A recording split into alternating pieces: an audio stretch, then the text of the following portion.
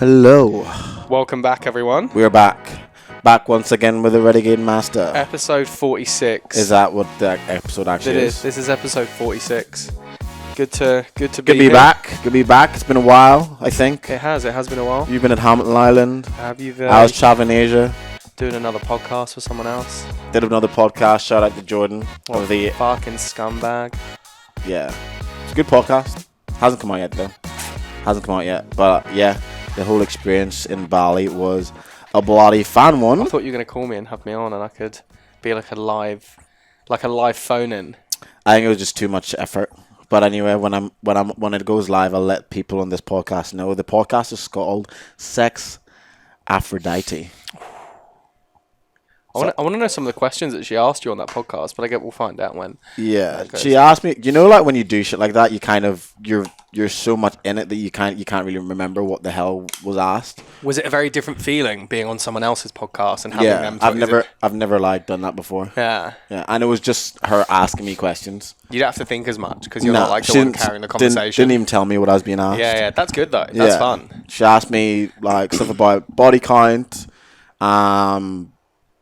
turn-offs in the bedroom, about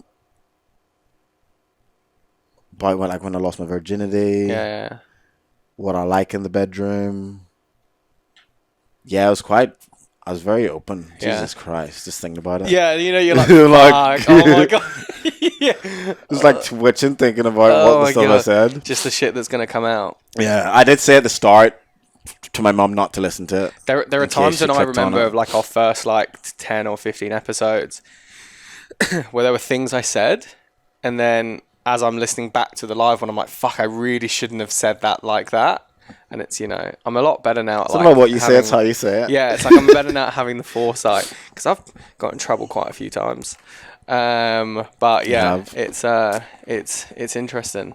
Well, welcome back. Welcome back, everyone. Episode 46. Episode 46. My name is Dwayne. I'm Dan, and this is Men Know Nothing, here to give you the advice you never ask for on a daily basis. Or sometimes weekly, every other day, fortnightly basis. Yeah, just whenever we get around to whenever we this. can. You know what I mean? We don't like to put pressure on ourselves. We don't want to put pressure. We don't do that. Exactly. No, it's more like when it happens authentically and at the time. We're busy men. Organically. Yeah, you know what I mean? Yeah, exactly. Yeah, exactly, mate. But yeah, we are back, and as usual at the start of the episode, we will be giving you our was it them or was it you? Was it them or was it you?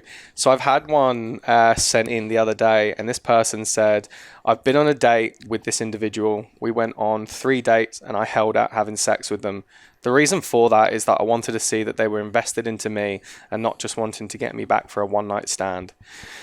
Coming to the 4th date, I decided let's move it to the next stage, and we shagged. After that, basically, we ended up not seeing each other anymore. I think they're a bit of a wanker for this. Am I in the wrong, or are they? Interesting. So, the whole holding out thing is an interesting one, because I don't feel like you should hold out sex if that's the only thing you think's going to keep that person there. 100%. I think that would be my first advice. If you're holding out sex because you think that person is going to leave once they get it, then you already have your answer. Now, if you hold out sex because that's the kind of person you are and you need to feel a level of connection and intimacy with that person on an emotional level, intellectual level, and a physical level, and that's different. And let's be a fucking weirdo. So I think if that's the reasons why you're holding out for it, that's completely fine. But I never suggest ever doing that if sex is the only thing you think is going to keep them there, because then now that you've done that and they've left after 4 dates, that's like 4 dates and 4 times that you've just wasted, that you could have just got your answer straight away and moved on. I think it's a shift in perspective as well. So many people use sex as a currency, and so, you know, they hold out having sex with them to think that they can build more value. Yeah. But I think it really does come as a change in perspective, because it also shows what you value. Mm-hmm. You know, what you project is what you value. And that means you see sex on a high pedestal, and you see sex as like the be all and end all. And when you do that, that's when you start to prioritize things in the wrong way. And so you go into first dates or into situationships, and it's like, well, that's the, you know, the unlocking the new level, you know, like in fucking Tekken. Yeah, 100%. That's like fighting the master. But yeah, which is wrong, you know, because I think if you go into it and it's like, look, we're going to enjoy this on whatever happens, well, then I think you're going to get naturally a better outcome. Just prioritize, you know, interest and investment, not like, you know, specific things and overvalue certain aspects of it. So yeah, in regards to was it them or was it you, I don't know, like you're saying they're a wanker, but really it's like, were there signs as well in that courting period where you could tell what their investment was? Yeah. Because like so many people say like, you know, we had a couple of dates and then it ended and, you know, it just came out of nowhere. But I'm like, did it come out of nowhere? Yeah. Did it come out of nowhere? What are the conversations you had in between those dates? Like if I was to read through and be a fly on the wall in all those situations, could I be like, there were kind of signs there. There were signs there. So yeah, I'm trying to think if I've ever been in a situation where I've been on a few dates and then the person just stopped responding and it was very much out of the blue. Like as in after you've shagged, or like do you mean just had either or? What do you mean? Like they slowly like ghost out? Yeah. How you mean? Have you ever been ghosted? Yeah. As in terms of like how this person sent their wanker because they've just like stopped responding. I mean, I could tell. I've had situations before where it's like, but like, I mean, when I say out of the blue, it's like, okay, I thought this was going well. Because I think anytime the responses have stopped or we've stopped corresponding, there's always been signs that it was going in that direction. It's never been like a complete like cut off. If that makes sense. I usually change phones after each new date, so I'm not too sure. He's got his trap Motorola phone. Yeah. But yeah, no, I'm not sure. I'm not sure if it's them or you. You're just such a stand-up guy. It wouldn't happen to you. It is what it is, you know. You're just such a good guy. Why would it... Single as well. Exactly. It wouldn't happen to you, bro. You know, you don't want to manifest these things. True. It's the energy that I put out, exactly, know what I mean? Exactly. You know what I mean? Those chakras, bro. I don't give a fuck. You've just got those aligned chakras. It's the I don't give a fuck energy. Yeah. So then there's no investment there. I'm joking. I invest. He's not joking. Sometimes. Most times. But I'm not sure if it's them or is it... I don't know. I think in this one I here... It's maybe 50-50. I think it's 50-50, but maybe it's like... Did you over-expect? So I'd say maybe it's a bit of you. Like, did you over-expect in that situation? Don't make sex the currency. Make money the currency. Just sell yourself. No, make money the currency. Why would they sell themselves? Money is a currency. Exactly. Right, got ya. But yeah, and I think in this case, I'm leaning 50-50. Okay. Because I think also after 4 dates and you've slept with someone, I think they at least deserve the courtesy of being messaged and told, hey, I'm not vibing. I wonder how many men hold out sex as a way to get value in the relationship. Do you know what I mean? Like lads on a first date, they're like, no, I'm not shagging. They're like, no, I want to shag. I'm not doing that. I'm not that kind of guy. I want 4 dates. I'd say 10%. I've never spoke to any lads who are like, you know, if the girl wants it, like, imagine she's on a date and she's like, look, you, me, back to yours now. And he's like, oh, no, I'm just very tired. I've got to get up early tomorrow. It probably does happen. It probably does happen, but I'd say like maybe 5%. Maybe like depending where you are in your life as well. Maybe like if you're like, no, all I've been doing is shagging. Yeah. And I actually want to just maybe like, you know, not. It could be a level of also if it's a guy who is dating intentionally. Yeah. There could be a change of mindset and he may decide, actually, I don't want to start sleeping with girls in the first date because that's just going to misstrued my mind and kind of fuck up what my actual intentions are, especially if he really likes to go. I'd love some stories like that if anyone can send in, like times that any girls out there, any times that you've been rejected by a man, can you just let us know what those scenarios are? I feel like we're not going to get any messages. I'd love to know. A woman rejected by a man, that is unheard of. I know. Let me meet this man. Yeah, I know. And get him on the podcast. Like, even if you're ugly, you know, it doesn't mean you're always going to get rejected. As a female, it's just easier. It's just so much. It's just easier. Doesn't happen. Well, today, Dan's our case study. Because today we are talking about when is the right time to move in with a partner. And we put out some widgets onto IG this week to get some of your feedback. So we'll go into those a little bit later on. But yes, I actually recently listened to a podcast about this particular topic, and I thought it was quite a short and not really informative in my opinion, but the topic's a good one, so I thought we should also talk about it. Yeah. So yeah, the question is, when is the right time to move in with a partner? Obviously, this is going to be very subjective. Everyone's answer is going to be different. We had some similar answers, but for you, Daniel, because you've lived it. Yeah. I've never done it. Have you ever lived with a girl before? You have. No. You've lived I've with lived like with girls a before. girl, You've never but lived with like a not a missus. partner. No. So when's the right time to move in with a partner? So my scenario was slightly different because when I first came to Australia, it was with my ex and we moved straight in together because that was just like, you know, we're coming back to Australia together. It's like, well, we're not going to live in two separate places. We'd been dating for like 6-7 months and we moved in. That was how I first like moved in with the missus. So I don't think it was like the same or maybe like organic way that it would happen if you were living in the same country and you have that. Oh, sorry guys. And you nice. Nice. I don't think it's the same as when you have the like organic growth of like living in the same city with someone and then you date and then, you know, you slowly see like, hey, should we live together? Should we like think, you know, should we work out if this is going to be a viable option? So I was kind of like thrown in the deep end.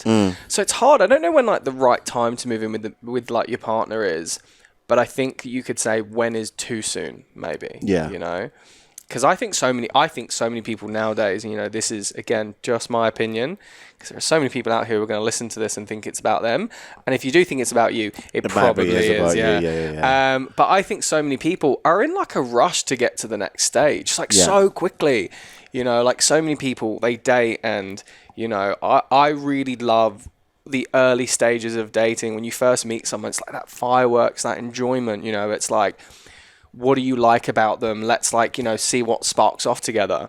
And then you build that slowly to understand more and more around each other. And then you come to that stage of like, hey, like, I really want to see you more. I think we should live together. I think it'd be awesome. You know, I think we'd have such an amazing life. But so many people jump from A to B so quickly. They kind of like miss out on it. And I think it's sad because it's such a cool like experience to have. And it's like such a nice like journey to go on.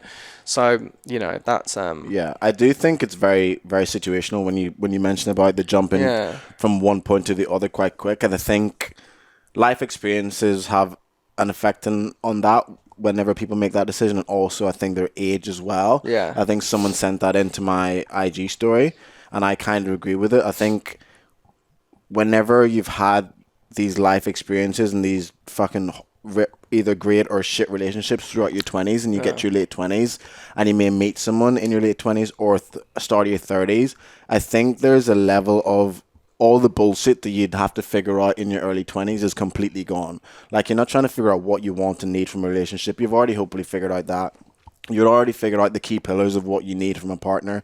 You know what your prerequisites are to even entertain someone through it in that dating stage. I think whenever you get through all of that shit and you get to your late 20s and your 30s, I think that's why you find that people, whenever they meet at that point of life, are able to, I guess, move forward a little bit quicker than you would do in your 20s. Because I think in your 20s, you're aware that you have so much time. Well, you think you have so much time, but it flies so quick. I think you don't have the same like foresight as well. Yeah, when you don't. You're younger. You don't. You're just experiencing life. Shoot and run. So much of your life is so new because in your early 20s, you've pretty much just left high school where you're so structured. Yeah. Then you go to uni and you're having all that. So much of life is so new, and the experiences you're now experiencing are so new. Probably the feelings that you're having in those relationships are so new because they'll be very different to high school. So when you go through all of that and you've experienced the up and downs and the highs and the lows, whenever you get to your late 20s and in your 30s, you're like, okay, I know exactly what I want. I don't need to go through all the bullshit, the game plan, the da-da-da-da-da-da-da. So I feel like that tricks people's minds into thinking, I'm ready to move in. But I tell you now, you're not. Do you know what I was just thinking? I feel that there are certain things that used to hold a lot of high value and that meant something. And I think that with the like rush, with the like the rushingness of like jumping from A to B, or, you know, like becoming, let's say, exclusive or moving in with someone or saying I love you, like these things I feel like used to, maybe not used to, like, you know, but I feel like in my mind these things have like really big value, right? But when people rush through these things, I almost feel like it devalues it. Yeah. It means that like everyone can do it. Yeah. But the whole point is not everyone is meant to get there at that point. Yeah. And so it's like, saying I love you to someone, that means something. And if you're someone that can so easily do that, then it's like devalues the situation that you're in. And so I think people should really, before making these decisions, see this as like a big step. This is a huge step, but see it as that, not in a way of like to panic you or to worry you, but see it as a part of your life that's the next stage of like development. Be like, if I'm choosing to live with you, I am choosing you as my partner. This isn't like, yeah, let's just give it a go. See what happens. Or if I'm like, I want to say I love you, I fucking mean it. Yeah. And I really mean it, because I don't say this unless I really, truly mean it. And I think it really devalues it when people just throw that away. Because if you're willing to throw that away, then how much investment do you actually have over the longevity of the relationship? Facts. If there's nothing that you really value to like a high priority, you know? And that's actually a good point in terms of the value in moving in, the value in saying I love you. For example, if you know a friend that's going to be moving in with their partner after 3 months, that's then going to give you that confirmation bias that, oh, maybe when I meet my partner, I'm going to move in after 3 months. And then you're going to have all these people that are moving in really early. I'm just like, what are you doing? You don't know someone in 3 months. I always reiterate this, like, you don't know who that someone really is until at least 6 months in. Because people are, after 3 months, people still got their backups. People are still, for the most part, trying to protect their heart, trying to protect their, and hide their trauma and hide their flaws. And then when they get comfortable, they'll drop the walls and you start to see who they really are. So you don't want that to start happening when you move in with someone you signed a year lease or a 2-year lease and you have a dog. Because then now it's going to be harder to get out. 100%. And even if you do get out, you now have other commitments to each other because you've decided to do this, you decided to do that. So the value in like saying I love you and moving in is so high that people need to just be aware, because a lot of the times when people move in with each other and it doesn't work out, they normally break up. Wait, what do you mean? If they move in together, it doesn't work out, then... And as in, like, they decide to, like, move back out. Right, like, normally, if they're right, okay, this living together circumstance is not working, they usually break up. Obviously, it happens and people stay together, but the exception doesn't make the rule. Yeah, I know someone who was living with their partner and wasn't working, so he moved out, I think, with his mates. She got a new housemate, and they're still together. Well, that's the thing, she's not pregnant, so... That's the thing, and they're living separately? I think they're probably move back in together now. Well, that's the thing. I would expect that. If you decide to move back out, it's because it hasn't worked. But that's the point. You make a decision to move in with each other because you're like, this is like a big change that I want to make. Yeah. You know? And I think, that's, I think just more thought and really sitting with yourself and not just being like, fuck, let's just, just sit with yourself. Is this something I really want? Yeah. Is this something I'm prepared to? And that builds the like value. That builds the investment. It's like, it's like calling someone your best mate, right? You don't say that like willy-nilly. No. Because it means something, it has value to it. And if you're someone that knows that you say that about everyone, well, then that doesn't have value to the people in your life. It only has value because of like the scarcity of it, So yeah, I think there's a big thing around that of like there are certain bits that people I think just need to see the value in and the importance and relevance in their lives, That's just my opinion. It's right. So obviously we're trying to figure out when the right time is to move in with someone. Let's help the people out. I would like... Let's have a list of stuff. I was going to say before you get onto that. Yeah. I wouldn't be able to say a specific like amount of months or years. Nah, I don't think you can really I would say put a quantitative... have it longer than shorter period. Yeah. Have it as long as you can. Like, really, like, enjoy that and lengthen it out for as long as you can until it's to the point of, like, I fucking need to live with you. And that's the thing. Like, I want this so much. 100%. And that's the thing. Whenever you're dating someone, there is a honeymoon period where everything's intense, everything is exciting. La da da da da. This is when everything's perfect and rose-tinted glasses and all that good stuff. Shagging, like, 7 times a day. Yeah. We'll go with 7 times a day. Side eye. So during the early stages, that is a situation that most people would like to be in. You'd be stupid to think that when you move in, that's going to continue. That's going to literally just kill it can. The eroticism and the excitement that you have at the start of dating. Because a part of the early stage of dating and the excitement of meeting someone you like is like the build up. Like you see them on a Saturday night and it's great, and then you know, fuck, I'm not going to see them for another 4 or 5 days. So it's that build up, and it's you're giving yourself the opportunity to miss them, to think about how that like experience with them went, and then you're building up this like intense, could be sexual emotions, intimate, all that kind of stuff is building up to then see them. When you move in with someone, there's a good chance that's going to be lost pretty quickly. Because if you're around them 24/7, again, the comfortability sets in. You probably feel like you don't need to dress up for them as like you used to. You're probably not going to cut your hair as often, do your beard as often. Like, you're not going to do all those little things that initially you were doing. You're probably not going to court them as much. You're probably not going to try and be spontaneous because you pretty much got them in the house. Well, you do have them in the house. On a lease, like the comfortability ends up happening, and you lose all the excitement that you normally get at the start of the date. So again, like you said, if you're thinking about it, I would always think, let's wait a little bit longer until you feel like you're really, really ready. Yeah. But I think there are a bunch of things I can say generally that you can do in order to figure out whether, one, you're ready to move with someone. Okay. And whether that is someone that you think is a long-time partner that you could live with. And I think one of them is probably emotional readiness. Are you emotionally ready to move in with a partner? And I think it's important to, I guess, like take some time to reflect on what the relationship is to you, and also ask your partner what the relationship is to them. And like, are you even ready to emotionally share a space with someone 24/7? Because for you, obviously, you went from living, because you were with your partner in England, and then you decided to come here, and obviously straight in together. In hindsight, looking back, do you think emotionally were you even ready to invest and live with someone? Nah, I don't think so. I think that I would have really liked to spend more time living separately and like having that time, but it just, naturally that was just the way it unfolded, because we came over to Australia and that was just how like the cookie crumbled. But I think would I have like more time? Yeah, 100%, like for sure. 6 months was pretty quick, and it was just thrown like very in the deep end. And I made that decision like really quickly. Yeah. Because she was like, "Oh, I'm going back to Australia. You don't have to come. Give it a couple more months." And I was like, "Nah, fuck it. Let's go." Quit my job that day, booked a flight to come out, and that was it. Yeah, that's mad. Yeah. How old were you again? 24? So 2017. So 24. 2024. Yeah, something like that.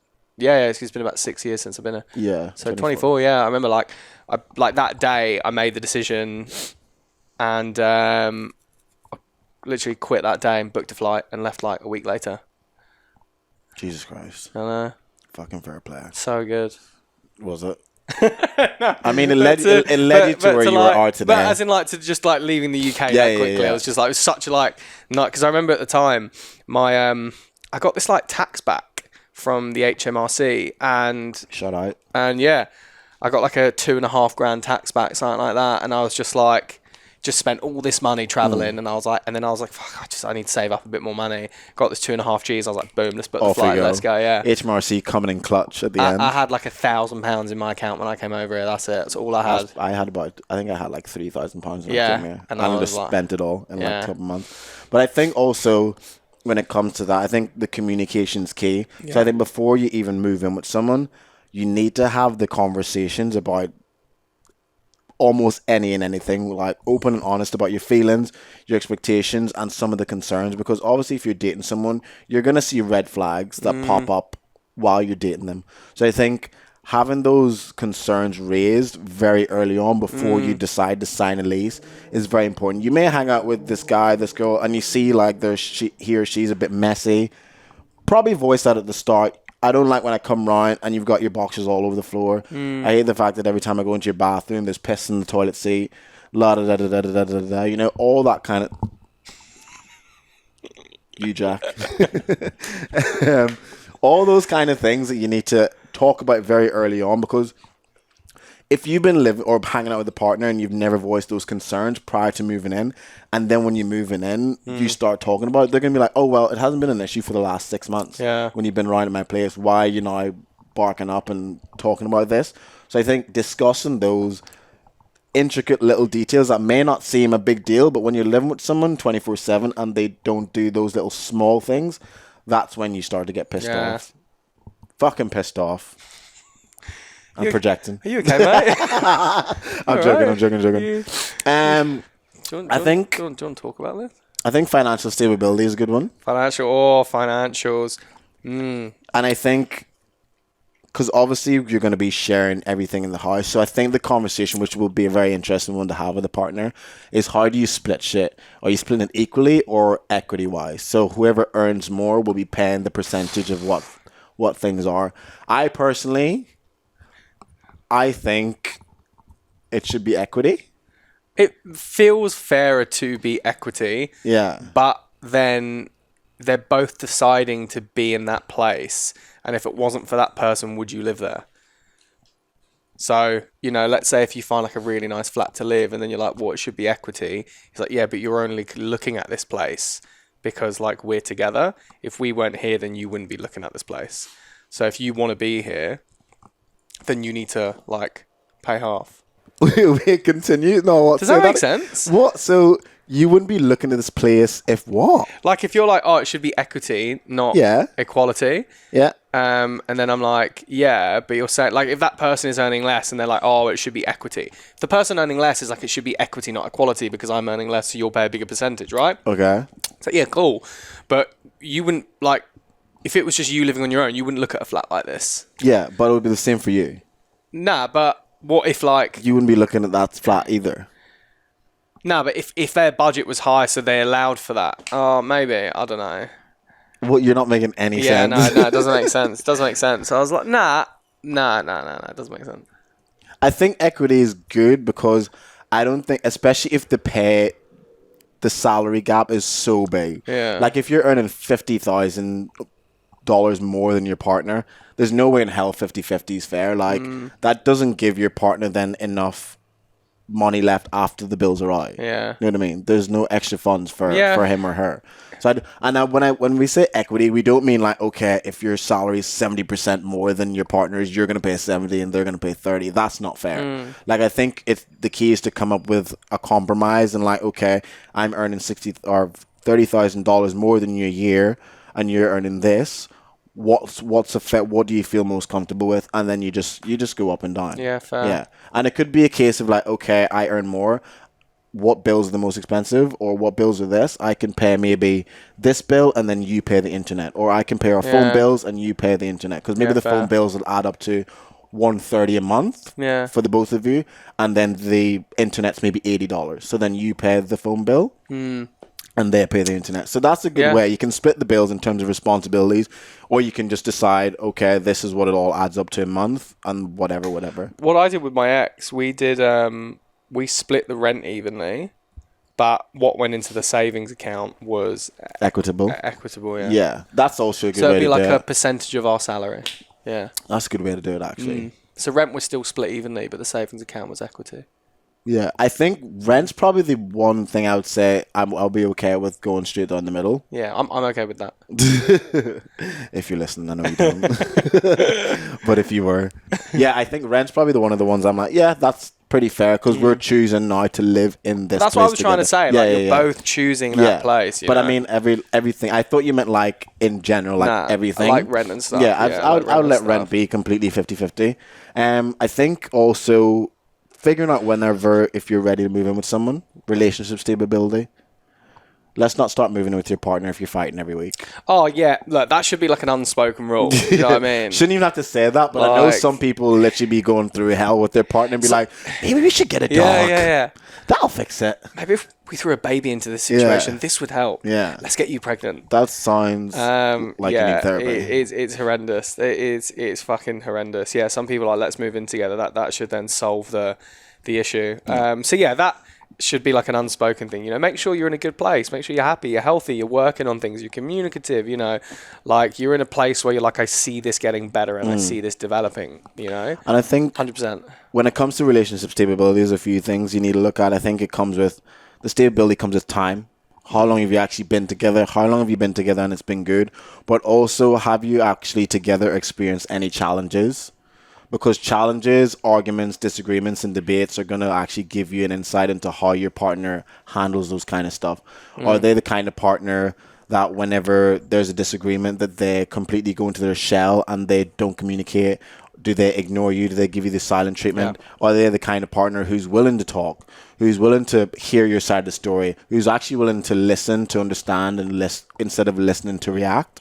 I think those are the kind of things when it comes to relationship stability that's very, very important. And if in the early stages of dating, it's very hard to figure that shit out, I find. I think you like we've said before, you learn a lot about a relationship by the conflict resolution. And those are the more... I think those can be the more powerful bits, you know? It's like, how good is it when we're low compared to when we're high? Because how is it we deal with it? And that's, you know... Because it will happen, and you need to know that we can work through these things. So... Yeah, massively. Personal goals.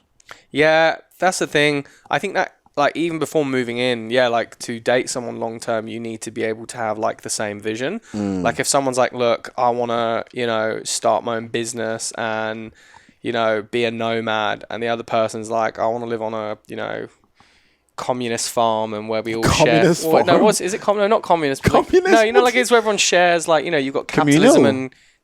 like you have capitalism, and then you have like I don't know what word you're trying to find. Where it's not based on like, you know, value. It's like we all share like the same responsibilities. And is that the right word? That's not happening in today's society. So no, it does in certain countries. It doesn't. Yeah. That's what it was like. You know what I mean? I'm not sure where you're going. You know, with like a communist community. Like if there's I'm like, so many other examples you could have given. You give the one that you don't actually know a fucking clue about. Okay. All right. Okay. 1 second. So as an example, if you're like, you know, when it comes to setting goals and stuff like that, if someone's like, you know, I want to, you know, like own a business and, you know, fucking live in like a corporate like jungle, and the other person's like, well, I want to live in Vietnam and grow old until I'm like 90. You're like, okay, well, clearly we're not on the same path. That was potentially a better example. Yeah, that's a little better. I was trying to step out of my lane there. Yeah, don't. So yeah, 100%. You need to be able to have the same goals and outlook and vision, and also like I think as well massively is be in the space where you want to support each other's goals. Like, are you willing to like push their goals and support them and help them to do what they need to do? So yeah, I think there's a lot of like sharing in that perspective. 100%. I do think the personal goals thing and what you guys as a couple or a throuple see yourselves doing in the future is so key. If those things don't align, then there's probably at some stage going to be a bit of conflict there. I also think when it comes to like personal goals, also what are your schedules like?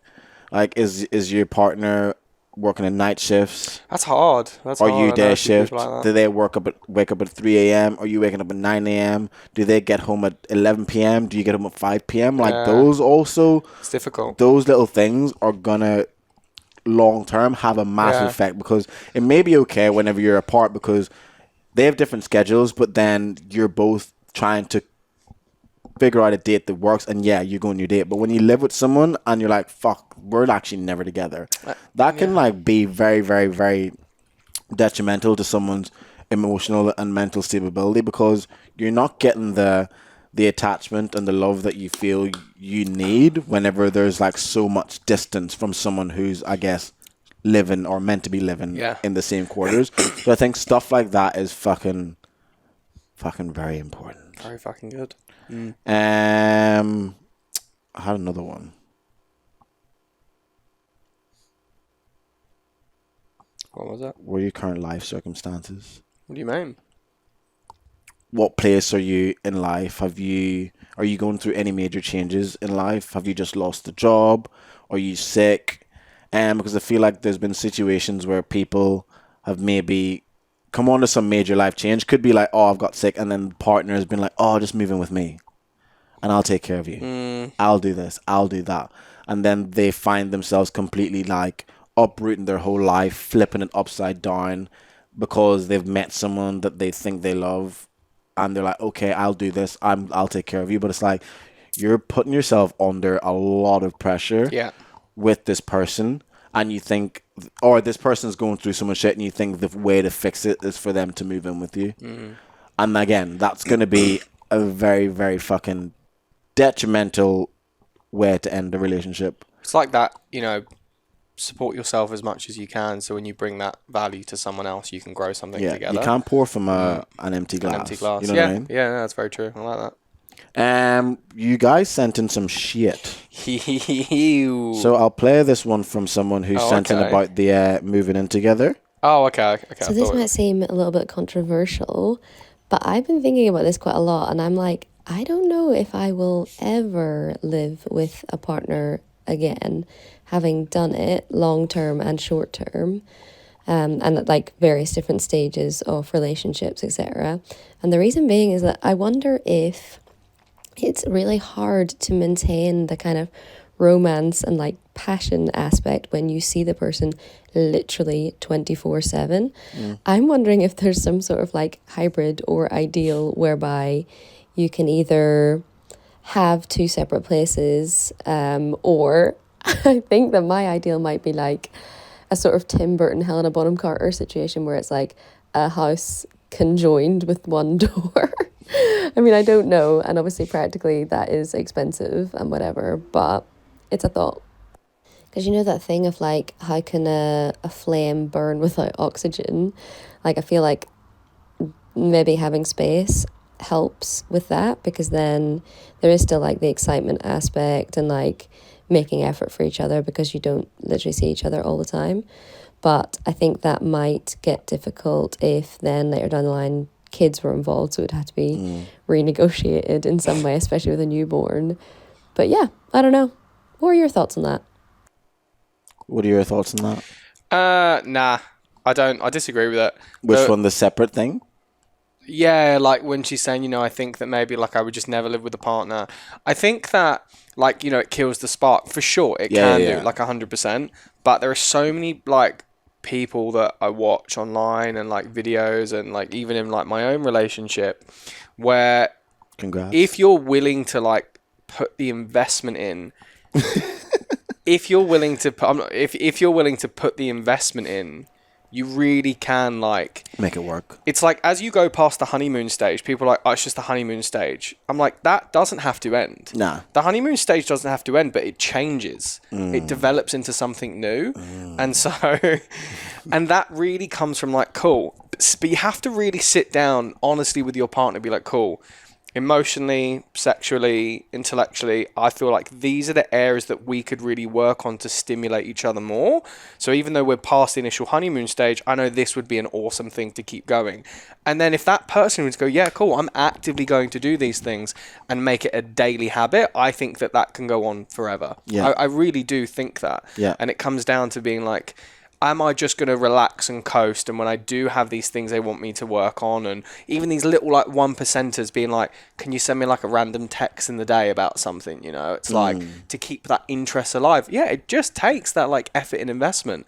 So if you've come from relationships where it hasn't been like that and they didn't want to work on those things, yeah, it can give you a really skewed perception. But I really want to believe, like wholeheartedly, that you can move in with a partner and it can be incredible. Yeah. And you can just build on those things and it can even become better because you've got the excitement of a life you're building and everything else you're working on as well.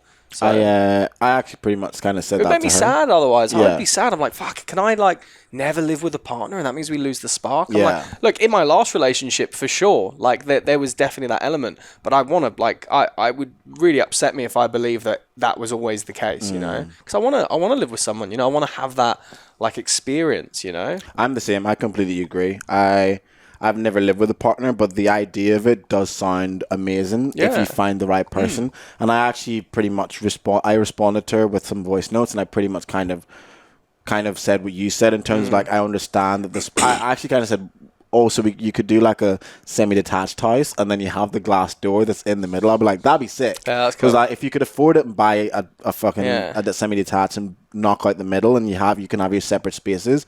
A lot of people do that. It's like, especially celebrities who have the money to do that. So I also said, I understand the spark will die or the flame will go out at some point. But again, it comes down to the relationship. And if both parties are willing to constantly work on it and choose to be spontaneous and choose to do the same things you did at the start in order to win your partner. If both parties are willing to constantly do that, then there is no reason why that should ever die. And obviously, with life and responsibilities, eroticism and sexual desire will slowly die. If you have kids, if you have a job, if you have a mortgage, there's stresses, if you're struggling with money, like those little things will actually kill the excitement and kill the sexual drive. But if those aren't issues that you're going through, then there's no reason why that should really happen. That's why whenever you're younger and you have no responsibilities, that's why you're always so excited to see a partner, because the only thing usually most young people have is a job that they need to worry about. Everything else, it's just them and their partner. Yeah. But when you start having kids, you get a mortgage, you have to pay for their school, you have to pay for their football, you have to pay for this, pay for that, and you're like, fuck, there's so much going on, and you're having to make their lunches. I completely understand why that would die, but I don't feel like you should go in with the idea that it will die. Like it will. Because if you go in like that, then you're already doomed to fail. Jordan Peterson, he said something really interesting. He was talking about when people talk about settling down, and he's like, what a depressing notion. Settle down. The term settle down. Yeah. He's like, why settle down? Why not thrive up? Yeah. Ooh. And I'm like, I love that. I'm like, he's like, where Jordan Peterson said that. You should just plagiarize it. We'll just clip that. Just cut the Jordan Peterson bit. Why settle down? Why not thrive up? We'll just clip that. And I'm like, that's such a good way of thinking about it, because who did coin that? Like, how did that come around? This term of settle down. That's when we decide to let go of certain parts of our life. Why not, use those to thrive up and move forward together? I'm like, I love that, Yes. I think that's us when it comes to this section of the podcast. So again, there is no one size fits all when it comes to moving in with a partner. But I think the 6 things, if we can give you, that you need to consider and you need to do before you move in, is to communicate with your partner, figure out what their expectations are when you move in. Mm-hmm. Are you emotionally ready as an individual and together? Do you know what you need and want from the relationship? Number 3, financial stability. Are you actually in a place where you can afford to move in with a partner? Is your partner even good with money? Are they financially literate? Figure out whether the bills will be split on an equal level or equitable level. Figure that out. Number 4, is the relationship stable? Do you understand how your partner actually deals with conflict? Have you been together long enough to understand who your partner really is? Number 5, your life circumstances. Where are you in life? Is your job good? Are your finances good? All that kind of stuff. And number 6, personal goals. Are your personal goals and your view on what the future looks like slightly similar, or are they drastically different? Because if they're drastically different, that's a conversation you're going to need to have and figure out whether that's going to be a problem moving forward. If you want to live in Dubai and your partner wants to live in Tokyo, y'all need to figure that out, because that's a much better example than what I said. That's so much simpler. Thank you. That was I don't know, I just didn't think of 2 different countries. Yeah. So if you both want to live in 2 different cities and you're completely against moving to one and they're completely against moving to one, then again, that's going to be a conversation that you need to have, because you don't want to decide, okay, I'll move to Tokyo, and then resent your partner for moving to Tokyo because you're unhappy. It's like if you want to live in South Bondi and they want to live in North Bondi, it's just not going to work. Just not going to work. You're just not compatible. It's just definitely... You're just different. It's any more than 10 minutes. You're different people. You're different people. Yeah, different people. But yeah, those are the 6 I think you need to consider in order to figure out whether you think it's the right time to move in. We got some funny stories. Yeah, so you put out a poll. We got enough time? We've got time? Yeah, we've got time. How long have we been going? What are we going? 44. Oh, yeah, it's fucking perfect, mate. Fucking raw out, mate. Get it fucking happy. So I put a story out the other day asking for your best one-night stand stories. I'm just going to read one of them. We're going to save the others for the next time and build up a bank of all this. But this one, I hope you didn't read this because I don't want it to ruin it. I didn't think I read any of them. Cool. So this is sent in. It's all going to be anonymous. Thank you, Karen, for sending it in. I'm joking. I don't know, Karen. I brought a guy back to mine for a one-night stand. A very drunken one. At the time, I had my brother staying at my apartment to help him out. He was staying in my room, so I thought I could get away with bringing the guy into the living room and getting down to business there. The guy ended up being an absolute weirdo and was doing the helicopter in my kitchen. I let him know he could leave now, and he was saying he couldn't find his shoes. I gave him a pair I found in the hall, and he kept saying they weren't his. I looked everywhere else, so they had to be his. He eventually left. I got up and went to work the next day, and through the morning noticed missed calls on my phone from my brother, and he texted me saying, "Where are my shoes? I can't leave the house. I have to go to work." Turns out I gave this guy my brother's only pair of shoes. I had to buy another pair of shoes for my brother on my way home from work, which has me thinking, did I bring home a homeless shoe guy? What? Did I bring home a guy who had no shoes? Oh my God. He just had no shoes on. She couldn't have been that smashed that he didn't notice that there was no shoes on his feet. I think she brought home a homeless lad. She couldn't have been that... There's no way you wouldn't notice that the guy hasn't got shoes on. Mate, she must have brought someone home who was homeless. Did they sleep with each other? Or did he just end up helicoptering in the kitchen? I think he was pulling the helicopter and she was like, get the fuck out of here. She didn't even sleep with him. No, I don't know. But why do you not do follow-up questions? What is wrong with you? You have one job. No, because the main aim of this, the main, it's because the thing of this is, did she bring home someone homeless? Why did the guy not have any shoes on? Yeah. Do you know who it is? Do you know the person? No, I don't know the person. Oh, it's a random. Yeah, it's just a random. Yeah. Give us another one. Okay. 1 second. I've got another one here. Cool. Pulled a bird, went to town on her, and she never said she was on her period. Oh. Anyway, it was pitch black and I couldn't see shit. Then all of a sudden, I could taste pure iron and my whole face went rock solid and tight. No. Turns out I had a period all over my face. Oh. Turned the light on and it legit looked like I'd been devouring a cow for 6 hours. Anyway, I didn't wash my face and carried on as if everything was normal. Got some decent B12 though, iron and vitamin A, so everything worked out well in the end.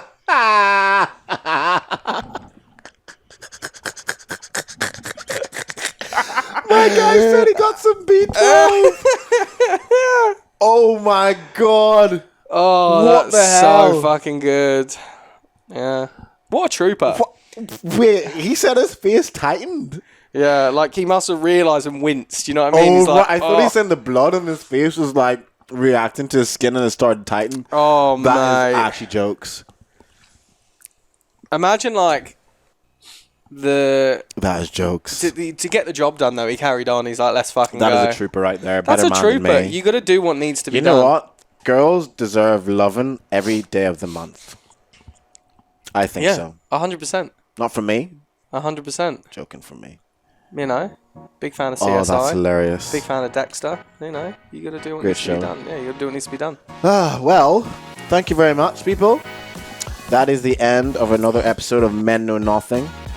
We're your hosts, Dwayne, Dan, and as always, please follow us on all our social media platforms. We've got TikTok, we've got Facebook, we've got Instagram, we've got YouTube. And if you want to listen to us, you can listen to us on Spotify, and SoundCloud. And SoundCloud. Thank you very much, people. Peace out and stay safe. Have a good day.